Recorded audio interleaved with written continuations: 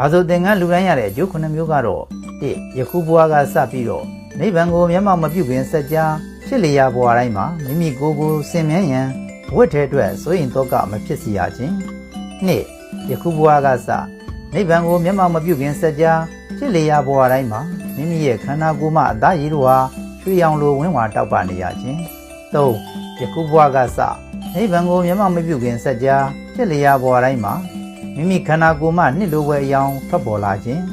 4ယခုဘဝကစနိဗ္ဗာန်ကိုမျက်မှောက်မပြုခင်စัจ जा ဖြစ်လျာဘဝတိုင်းမှာမိမိခန္ဓာကိုယ်အသားရည်တို့ဟာနုညံ့ချောမွေ့နေခြင်း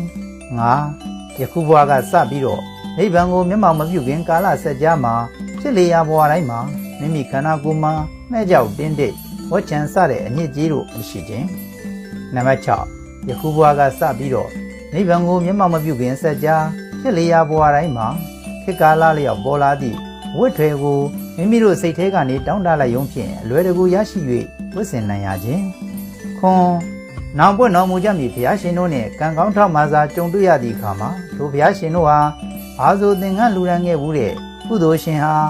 အေဟိဘိက္ခုလာလောယဟန်လို့ခေါ်လိုက်ရုံဖြင့်ခေါင်းကသပင်ခန္ဓာကိုယ်မှာဆင်မြန်းထားသည့်အဝတ်စားစသည့်လူအသုံးဆောင်ပစ္စည်းများပျောက်ကွယ်ပြီးတော့1500ကိလေသာကုန်ခန်းကယဟန္နာစစ်စစ်ဧကံဖြစ်ရခြင်းဟူသောကောင်းကျိုး9မျိုးကိုဝါဆိုသင်္ကန်း